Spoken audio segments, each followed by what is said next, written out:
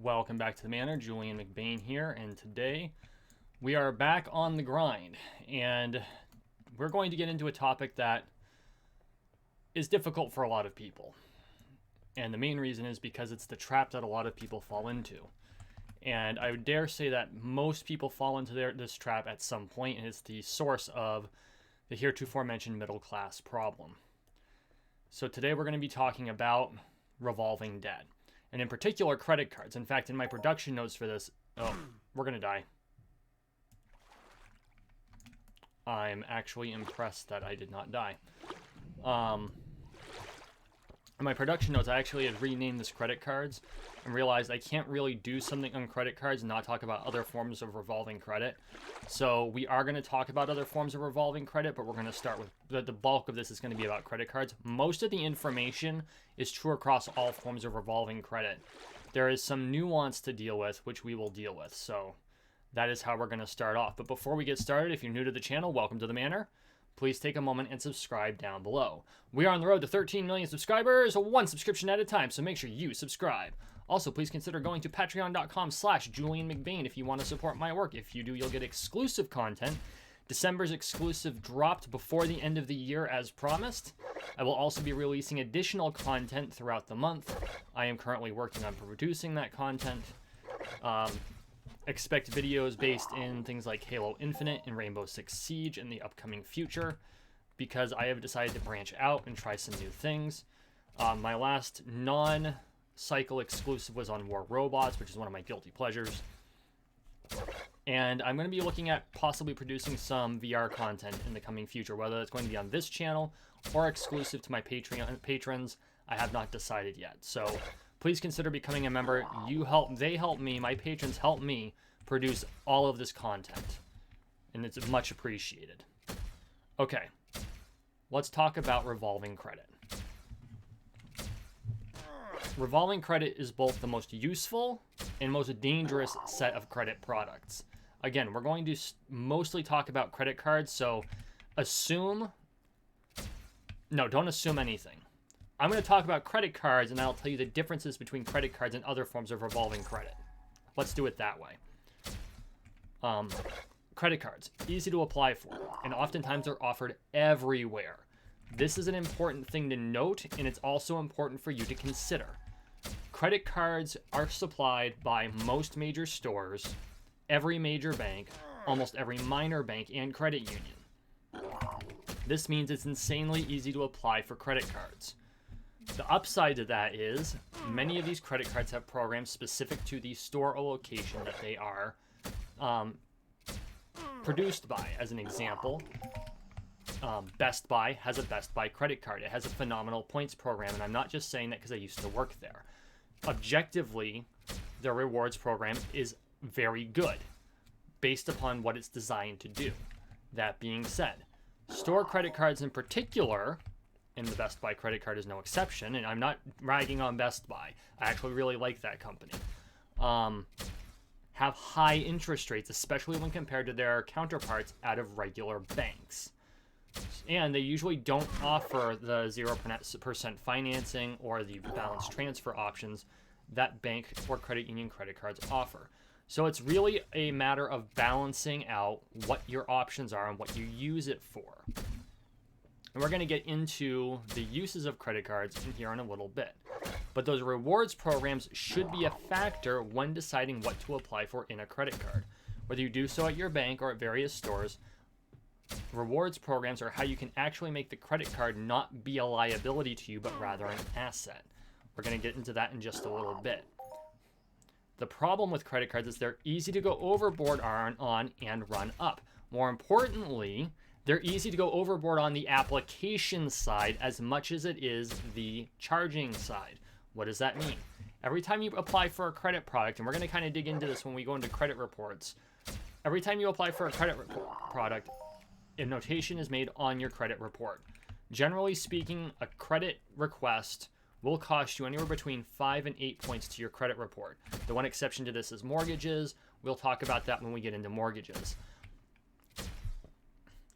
When you apply, that costs you 8 points to your credit report. If you apply for more than 3 credit products a year, and this is not universal, but there is a high likelihood you will be turned down for any future credit products within that 12-month span because you apply too often.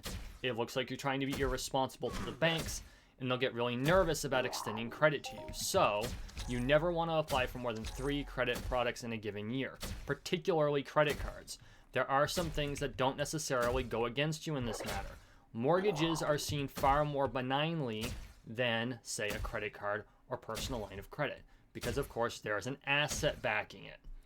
Auto loans, on a similar vein, while not viewed as benignly as a house, because houses appreciate and cars don't, aren't viewed in the same way with the same negative impact that applying for a bunch of credit cards will. And it's all up to the financial institution in particular on how they weigh it. And each credit bureau also weighs things slightly differently, which is why you have 3 separate credit scores. So, when applying, keep in mind how many times you've applied for products, and if you've not been approved for a product, consider pulling your own credit report and determining why that might have been, and how you can make it so that the next time you apply, you will be accepted, because denials of credit actually are a factor in the next credit application, particularly if it was within 12 months. So keep all of that in mind as you're applying for these credit products. Okay, what is a credit card truly for?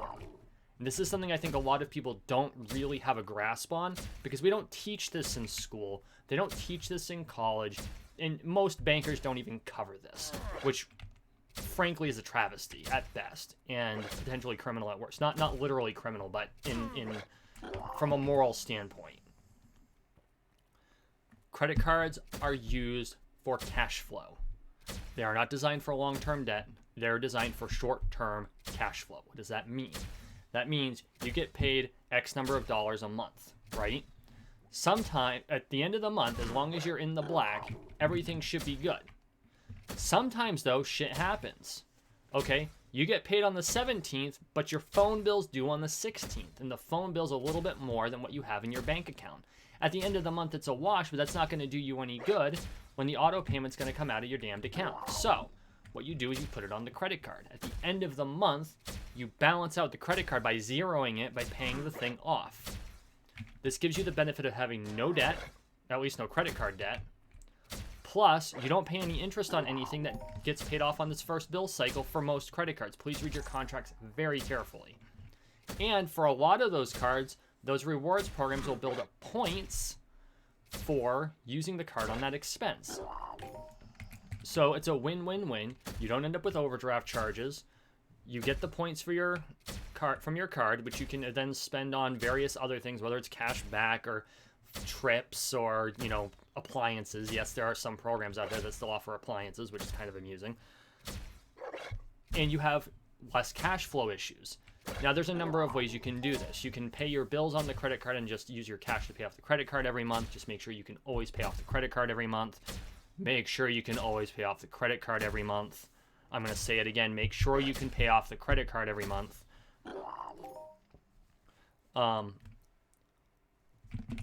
Plus, it gives you the opportunity, if something does come up, you have that flexibility, and maybe you do have to pay interest for a month, maybe 2, because, hey, something happened, a tire blew, you got to spend $500 that's not in your budget.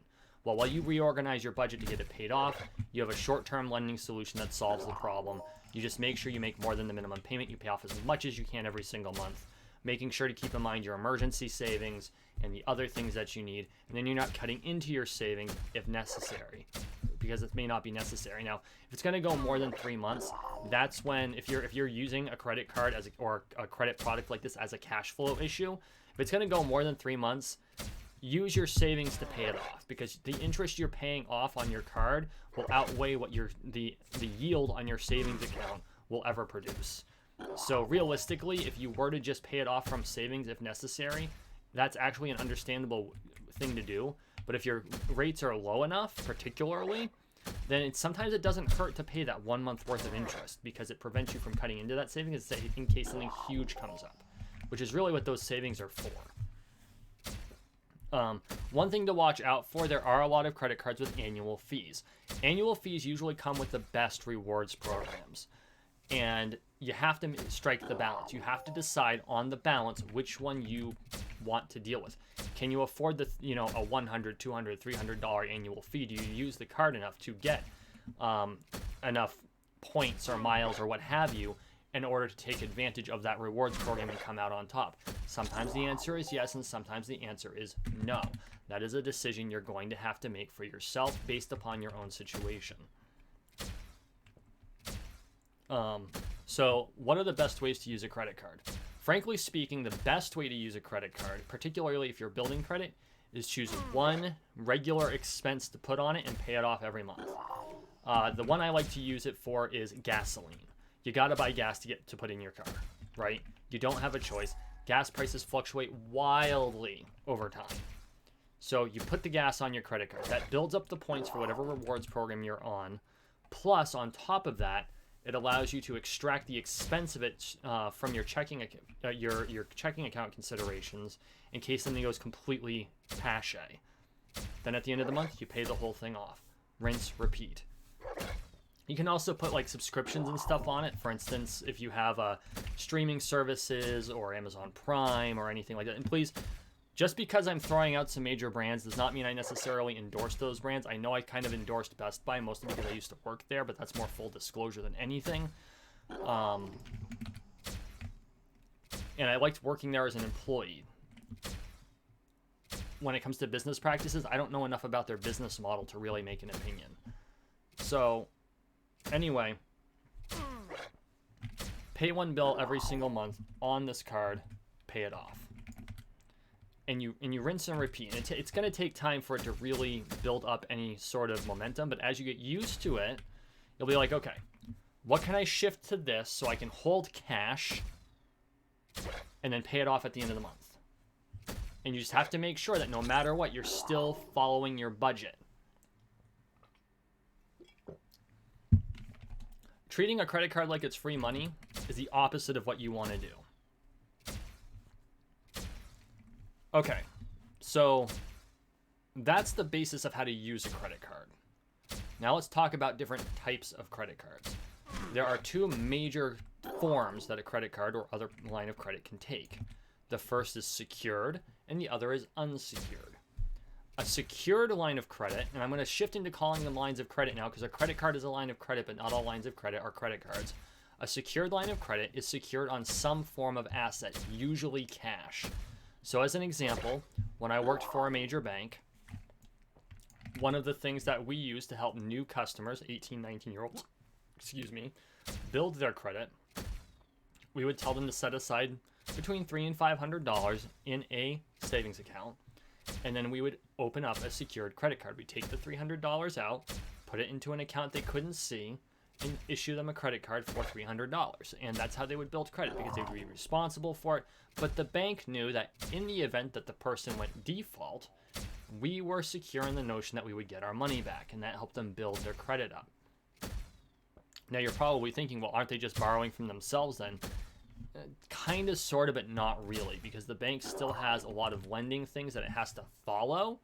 It's not like if you're borrowing from, say, a retirement account where all the interest is going back into the retirement account, where you're the only person that'll suffer if something goes sideways. Banks lend on their other customers' deposits. They have to be able to guarantee those customers will get the money that they were guaranteed on their depository accounts.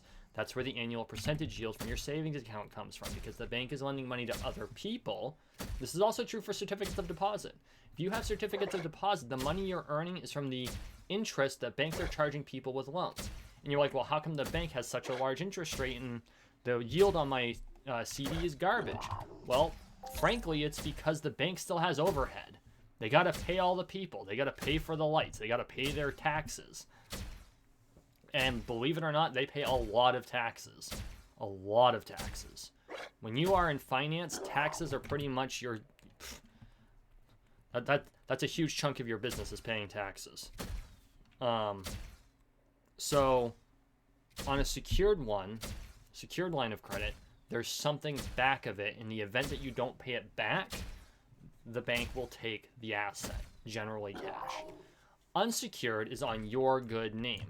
And this is generally given out to people with good credit experience. And the reason they do that is because they know you're responsible and you're going to pay back your debts. That's a good place to be in. So you have your debt, you pay it off every month, you pay the interest on it, and as long as you're paying it off every single month, everything's hunky-dory dandy, your credit score is going to go way, way up, and you'll be in good shape. And this is why these lines of credit cards in particular, are extremely effective tools if you use them correctly. And they're traps if you don't.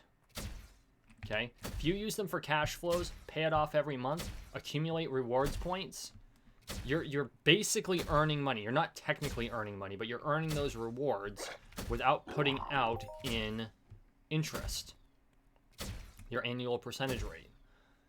If you are abusing the card and just running up a balance or using it for things that you shouldn't be using it for, example, you should not use a credit card for long-term expense considerations unless it's an absolute emergency, and have some sort of plan to change that. For instance, refinancing into an installment line of credit, which will be our next video, by the way.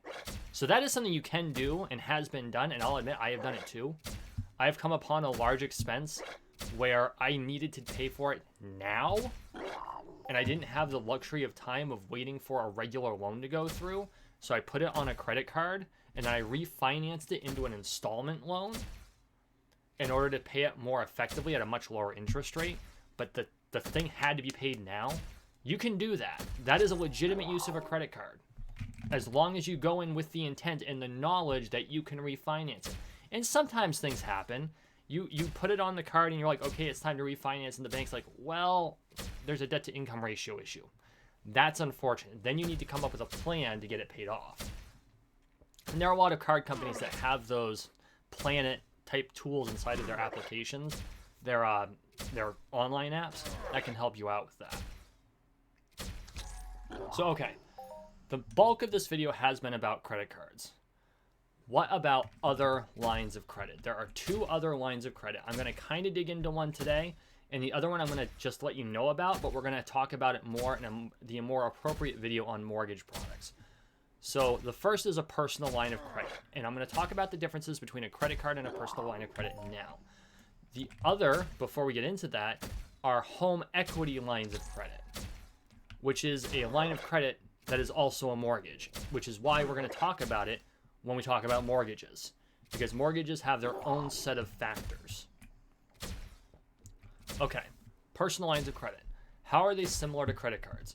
Personal lines of credit are similar to credit cards in that you can take money out of the personal line of credit and spend it. You pay an annual percentage rate interest on the money you've taken out. And as you pay off the debt, the amount of credit's replenished, and you can use it again. Please excuse me just a moment.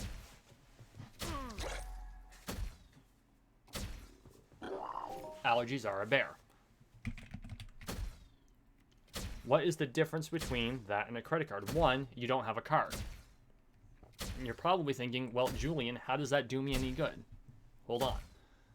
You don't have a card. But what you can do is you transfer money from the personal line of credit into your checking account. Yeah, you can actually take basically cash out of this line of credit, credit it to your checking account, and pay using your debit card.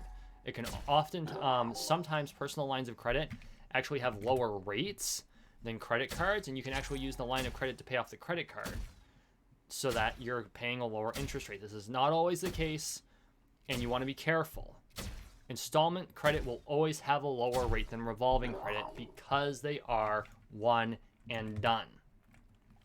That being said, if you have a line of credit, you've fallen on hard times, and you're able to consolidate a 25% interest rate into a 19% interest rate, it's worth it. No, it's not as good as a 15% interest rate, but it will save you a significant amount of money in the long term, so just keep that in mind. The benefit to having that capability and that possibly lower interest rate is that if you do a cash advance on a credit card, there's going to be a fee, and the amount that you pay in interest is going to be the maximum of the card. Period. Dot. Oftentimes it's far higher the net of your purchases or balance transfers. By comparison, the personal line of credit doesn't care that you're taking cash off of it. Personal lines of credit are often harder to get than credit cards because of the lack of limitations for taking out cash. That is important to note. Okay. And then we are going to get into home equity lines of credit, more on the mortgage side, but I'm going to touch on it here just briefly. A home equity line of credit works almost identically to a personal line of credit, except because it's a mortgage product, it'll have a different interest rate considerations, plus it's backed by your home. You don't pay back a home equity line of credit, the bank takes your house, just like a mortgage. So those are things to keep in mind. Otherwise, the functionality of it is very similar to that of a personal line of credit. Now, these are not exact. There are some differences, and I'll get into them in the mortgages video. That being said, that is revolving credit in a nutshell. Thank you for watching. Thank you for listening. Please like, share, and subscribe down below. We are on the road to 13 million subscribers, one subscription at a time, so make sure you subscribe. And as always, I really appreciate all of your support, and I want to thank all of my patrons for the support that they provide. I'm really looking forward to this year, and we will see you in the next one.